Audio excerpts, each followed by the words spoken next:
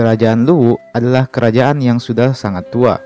Kerajaan ini telah lama berdiri, jauh sebelum kerajaan-kerajaan lain berdiri di Sulawesi Selatan.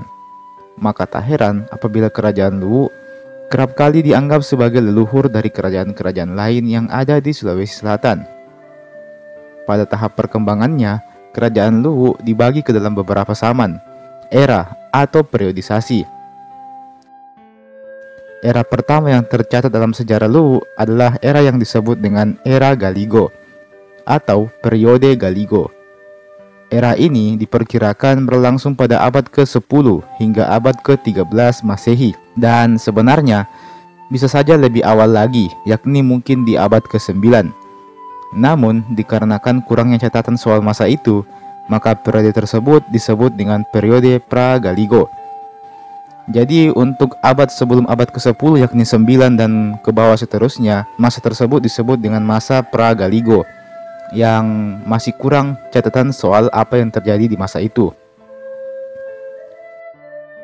Di era Galigo ini sendiri pun juga masih sulit untuk diberikan penanggalan mengenai apa-apa saja yang terjadi di era ini.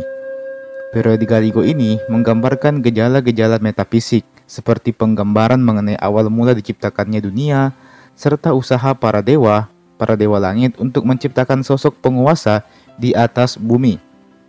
Dalam periode ini, terdapat beberapa tokoh yang juga digambarkan dalam Sure Galigo. Di antaranya adalah Batara Guru atau Latoge, yang dianggap sebagai manusia istimewa. Batara Guru dianggap memiliki kemampuan yang melebihi manusia biasa pada umumnya. Sebagaimana yang kita bahas di beberapa video sebelumnya, kalau Batara Guru ini adalah titisan dari Patotoe. Patotoe sendiri menurut mitologi adalah dewa penentu nasib. Nah, Patotoe inilah yang menurunkan Latoge Langit atau Batara Guru ke bumi sebagai seorang pemimpin sekaligus penguasa. Batara Guru ini dianggap sebagai orang yang memiliki kekuasaan mutlak, serta kewenangan yang tidak terbatas dan juga menerima kekuasaan yang berkesan tidak rasional, sehingga sangat memungkinkan baginya untuk menjalankan sebuah pemerintahan yang bersifat religio-karismatis.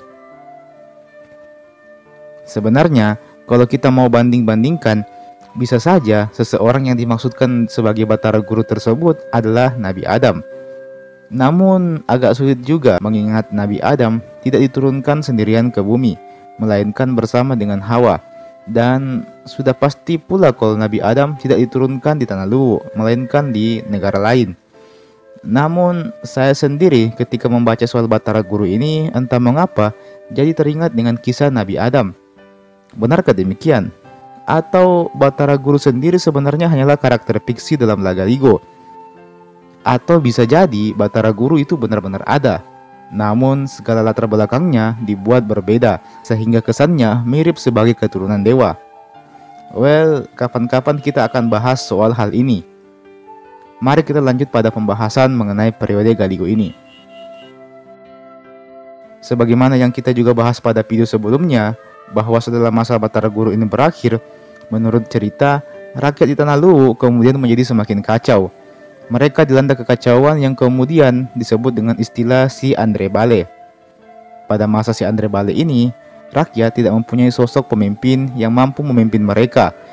Mereka tidak mempunyai seseorang yang bisa mereka percayai dan mampu menjaga dan memberikan keamanan kepada mereka. Peristiwa inilah yang kemudian menandai berakhirnya periode Galigo, dan kemudian mengantarkan kita kepada periode berikutnya, yakni periode Lontara. Periode Lontara sendiri dimulai setelah berakhirnya masa kekacauan atau Si Andre Bale ini.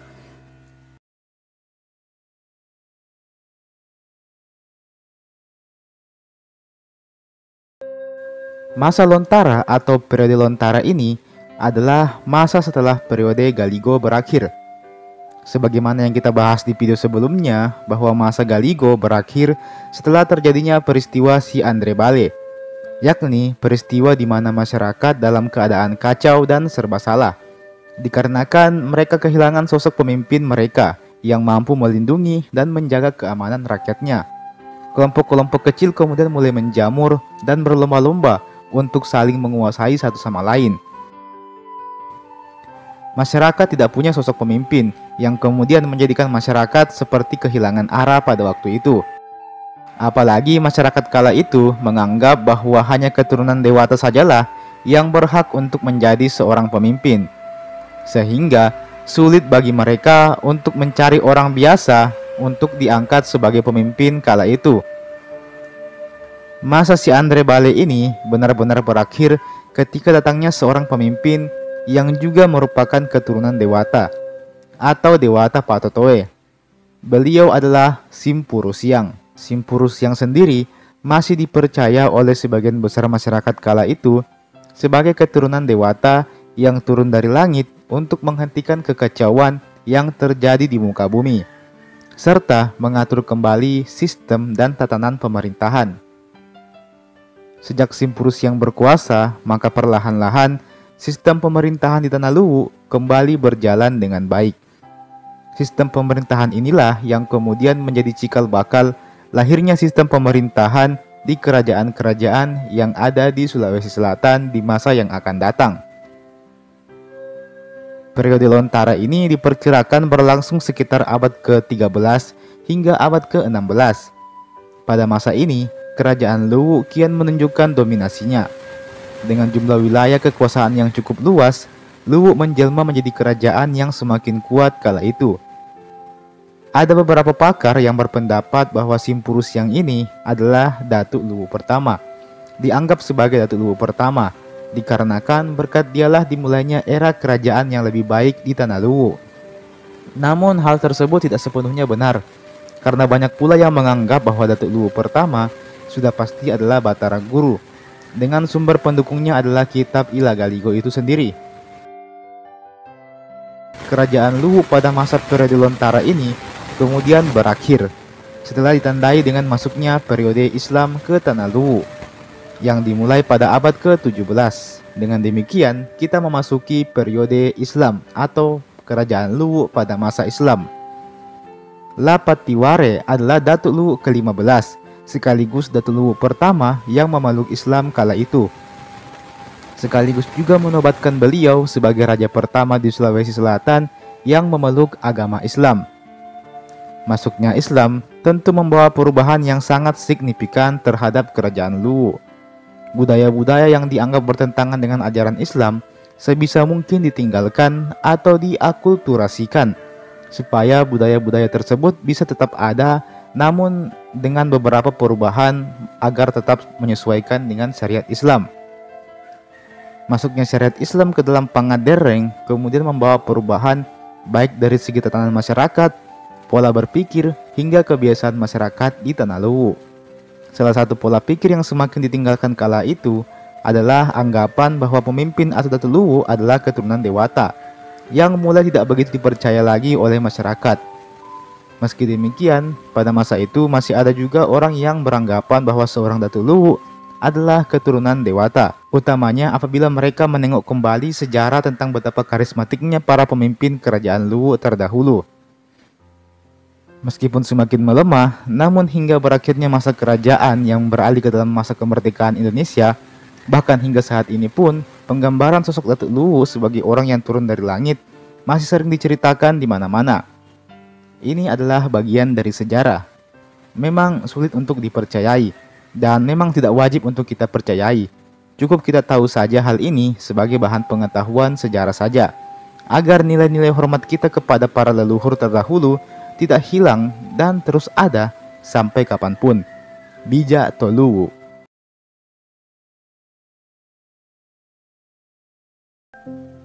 Dalam masyarakat Luwu sendiri, umumnya terdapat 3 buah lapisan masyarakat yang melambangkan kedudukan mereka dalam masyarakat, serta terdapat pula beberapa keistimewaan dan hak-hak khusus apabila seseorang berada pada lapisan masyarakat tertentu. Meski demikian, menurut seorang peneliti bernama Priederisi mengemukakan bahwa pelapisan masyarakat Tanah Luwu ini hanya ada 2 macam saja. Jadi 2 atau 3 ini. Langsung saja, mari kita bahas satu persatu. Yang pertama, ada lapisan yang bernama Anak Karung.